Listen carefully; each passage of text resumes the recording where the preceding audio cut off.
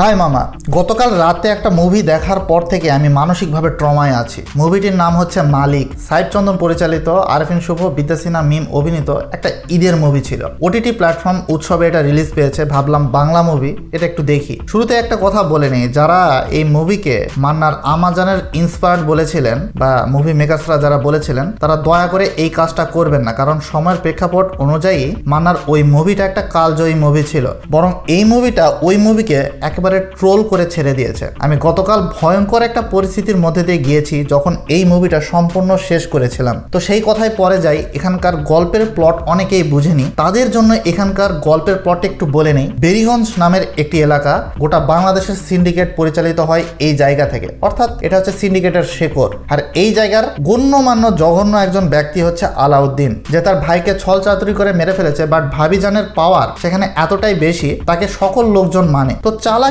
করে আলাউদ্দিন একবার করে কি, তাকে অপমান করে সব লোকজনের সামনে এবং জায়গা থেকে সরিয়ে দেয়। তো মহিলাটা ভিতর থেকে একেবারেই নড়ে যায়। 20 বছর তার কোনো খোঁজ খবর নেই। যখন ছেলেটা বড় হয়ে ফিরে আসে, অর্থাৎ আরফিন শুভ ক্যারেক্টারটি প্লে করেছে আমিরের, সে আম্মাজানকে নিয়ে ফিরে আসে। আম্মাজানের ক্যারেক্টারটি এখানে নিমা রহমান প্লে করেছে, আর আলাউদ্দিনের ক্যারেক্টারটি প্লে করেছে মিশা সওদাগর। এছাড়া এখানে নায়িকার যে ক্যারেক্টার, এটা হুট করে গল্পের মধ্যে চলে আসে। আমি জানি না এই ক্যারেক্টারের বিল্ড আপ কে চিত্রনাট্যতে লিখেছিল, তাকে ভাই সেলুট, তাকে অস্কার দেওয়া যাবে। কারণ তার ক্যারেক্টারের নাম হচ্ছে মায়াবতী। সে জর্জের মেয়ে। জর্জের ক্যারেক্টারটি প্লে করেছে মাহমুদুল হাসান মিঠু। সে হচ্ছে মিশা সওদাগরের ফ্রেন্ড, অর্থাৎ সে একজন পার্টনার, সিন্ডিকেটের পার্টনার। তো তার অভিনয় ঠিক ছিল, বাট নায়িকার যে ক্যারেক্টারের বিল্ড আপ, যখন মনে হবে যে নায়িকা কে, সে কেন এসেছে স্ক্রিনে, তখনই সে তার চাচি এবং চাচাতো বোনের সাথে এমনভাবে গল্প করবে যেন এটা একটা ইন্ট্রোডিউসিং ভিডিও ছিল। এখন অ্যাক্টিং ওয়াইজে যদি বলি, আরফিন শুভ ভাই, এই লোকটা জাজ সিটিতে এত ম্যাচিউরড একটা অভিনয় ডেলিভার করলো, বাট এখানে এসে সে এত অখাদ্য একটা মুভিতে কিভাবে কাজ করলো।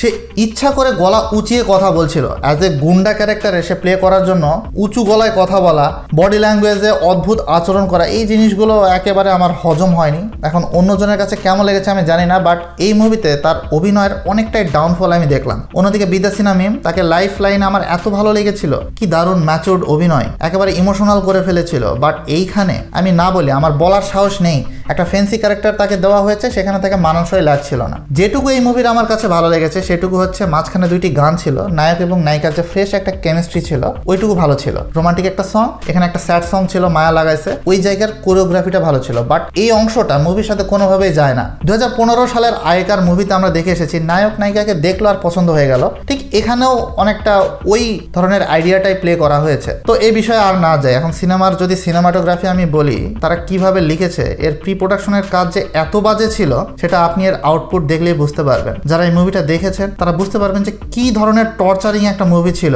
স্ক্রিন প্লেতে একটা ভয়ঙ্কর পরিস্থিতি ক্রিয়েট করে, যেন হরর ভাইব দিচ্ছিল যে ভাই এরপর আর দেখা যাবে না, কারণ এরপরে আর আমি নিতে পারবো না। এর কাহিনীতে কোনো ক্লাইম্যাক্সের ভার নেই। কেন আমি দেখছি, কি কারণে দেখছি, উই ডোন্ট নো। এখন একটা কথা বলি, এখানে সবচাইতে বড় টুইস্ট আমার যেটা মনে হয়েছে, নায়িকা চাচাতো বোন হঠাৎ করে প্রেগনেন্ট হয়ে যায়। এর মতো হাস্যকর বিষয় আর ছিল না। হাস্যকরের কথা যদি বলি, অ্যাকশন তো ছিল এখানে কমেডির মতো। ট্রেলারে আপনারা যতটুকু অ্যাকশন দেখেছেন, ঠিক ততটুকুই এই মুভিতে রয়েছে। একটা করে কোপ মারছে, তাও খুবই স্লো মোশনে। যদি 2010 সাল হতো তাহলে মেনে নেওয়া যেত।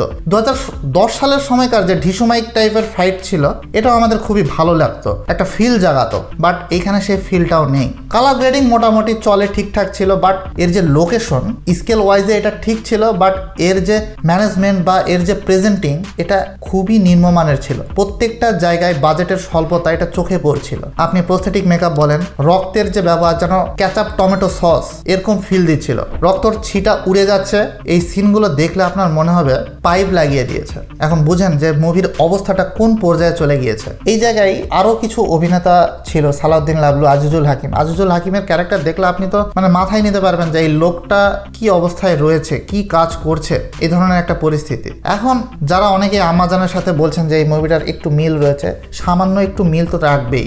সাইফ চন্দন তো এই মুভিটা সেই মুভিকে ইন্সপায়ার্ড হিসেবেই তৈরি করেছিল, বাট এখানে এত বাজে পরিস্থিতি সে ক্রিয়েট করেছে, এই মুভিটা বদহজম হয়ে যাবে। যারা দর্শকরা রয়েছেন তারা যদি ভালো মুভি রিসেন্টলি দেখে থাকেন, তাহলে এই মুভিটা দেখেন না। শাকিব খান প্রিন্স করেছে, রকস্টার করেছে, এই মুভিগুলো করেও সে ব্যবসা সফল করতে পারেনি। আর আরফিন শুভ এই মুভিটা করে কিভাবে ব্যবসা সফল আশা করে। এখানে মেশিন গানের যে সিন, এটা দেখলে আপনার মনে হবে যে হুদাই কেন ঠুকাইছে। মনে চাচ্ছে যে একটা মেশিন গান আমি এখানে ব্যবহার করব, ব্যাস যেই কথা সেই সেই কাজ তারা করে দেখিয়েছে। তো আমার কাছে এই মুভিটা একেবারেই ভালো লাগেনি। আর এই মুভিটা দেখার পরে আমার মন অনেকটাই দমে গিয়েছে যে বাংলা সিনেমা আমি কেন দেখব, এই ধরনের এই লেভেলের আমাকে যদি টর্চারিং করা হয় তাহলে আমি কেন দেখবো। 2 ঘন্টার মুভি আপনি দেখার সময় 10-15 মিনিটেই উঠে যাবেন, কারণ শুরুতেই এত বাজেভাবে দেখানো হয়েছে, এর প্রেজেন্টিং খুবই খারাপ। তো এই মুভিটা গোছানো না, যদি অগোছালোভাবে আপনি প্রি প্রোডাকশন এবং পোস্ট প্রোডাকশনের কাজ করেন তাহলে এর আউটপুট এরকমই বের হবে। তবে এই মুভিটাকে আমি যদি সব মিলিয়ে বলি, এটা একটা শিক্ষণীয় মুভি। কিভাবে আপনি বাজে অ্যাক্টিং যেন না করেন, করলে তার আউটপুট কেমন হবে এটা দেখিয়েছে।